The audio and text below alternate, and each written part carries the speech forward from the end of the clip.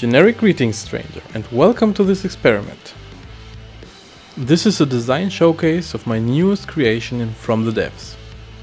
After clocking in close to 1000 hours of experience in this game, I might be ready to present something vaguely useful. This game is insanely deep and I still feel like a beginner. I am in the process of assembling a fleet to try and tackle the Nether campaign. No promises though.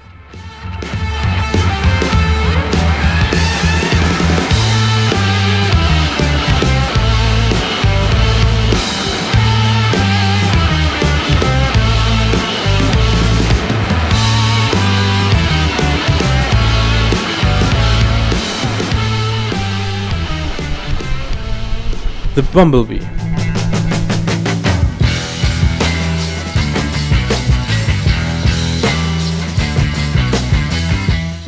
I was in need of a vessel to destroy slow or stationary ground targets. The first thing that came in mind were cram cannons. Funnily enough, these cannons now only account for a fifth of the total firepower. I might have veered off of my initial concept just a little bit. Nonetheless, each of these comes packing with close to 6 firepower. The pellets have mainly high explosive, with a quarter of hardener thrown in there for good measure. Additionally, these sport time fuses, which are automatically set by the AI, so that near misses still have a chance to deliver some damage. With a material cost of nearly 3k, I'd say they are some decent little cannons. The eagle-eyed will have noticed some deco shenanigans with these that make them seem a bit smaller and rounder than reality. The detection component on these is fake, by the way.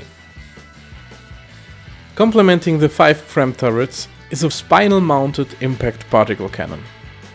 As this vessel is a broadsider, the only chance to use this weapon is while approaching or chasing other airships. It does a good job at that.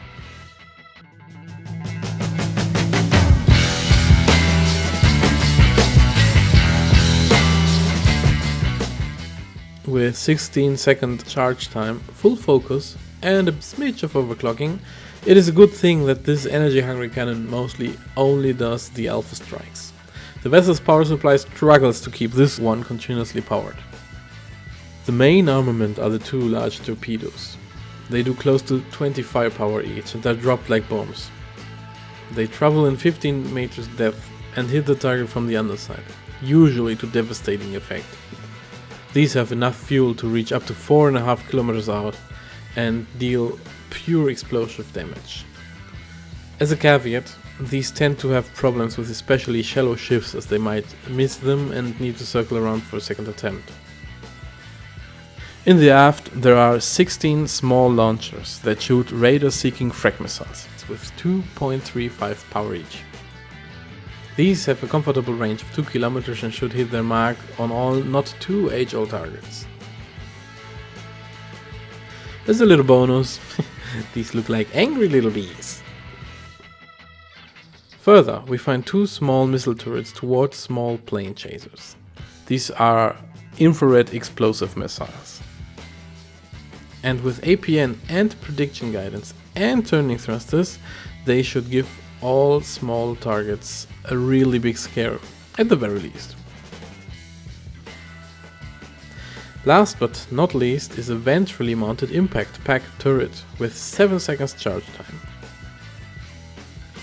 It is downward facing and therefore better suited to hit ground targets, but it's also pretty effective in deleting small planes. Luckily, it's not as energy hungry as its big brother at the front, yet still it packs a hefty pack.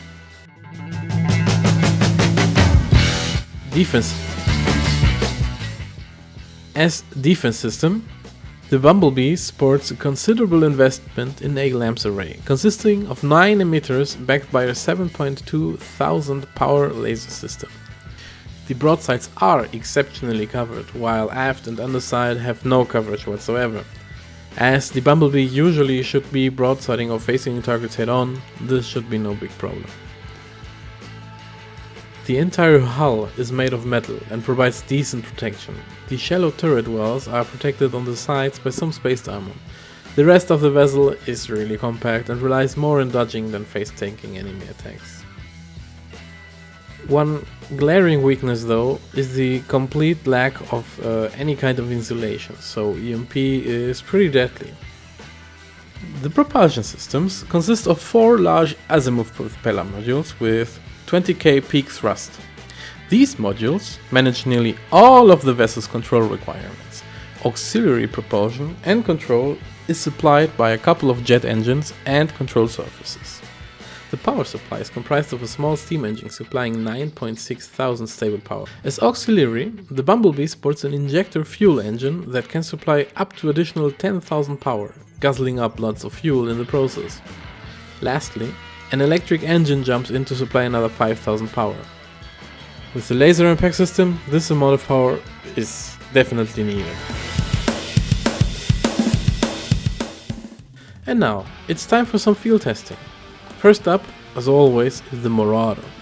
As anyone knows, the Marauder is the first target that any design has to reliably defeat. And the Bumblebee easily turns it into lots of confetti.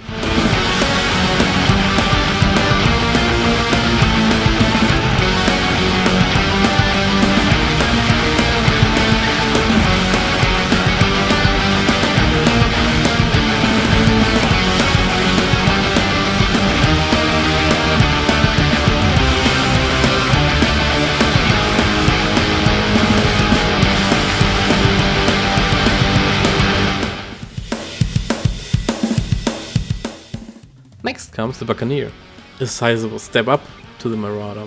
This airship packs a punch, and is the first reasonable challenge to test the capabilities of a Bumblebee. The Buccaneer is both more expensive and more powerful, so it is no surprise that Bumblebee has some work to do.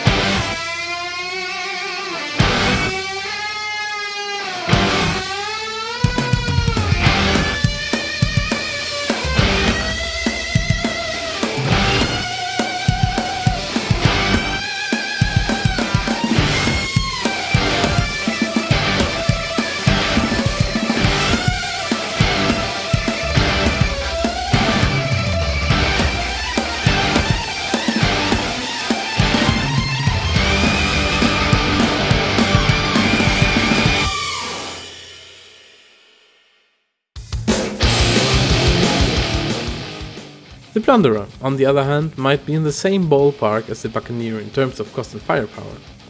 Yet, being a ship instead of an airship means that the Bumblebee has little trouble in disposing of the Plunderer.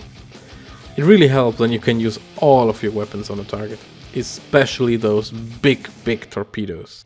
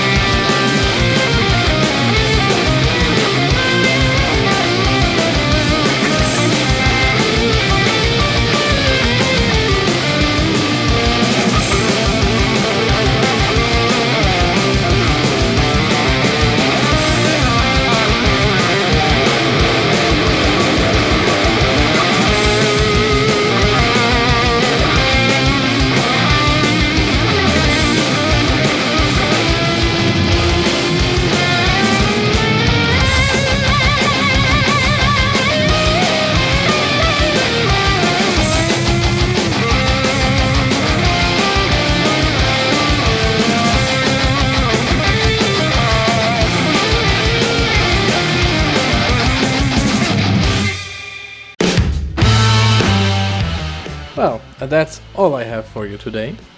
I hope you enjoyed your stay, and hey, if you liked what you saw and want to see more, do the usual thing. Press all the buttons and share it. Until next time, bye bye.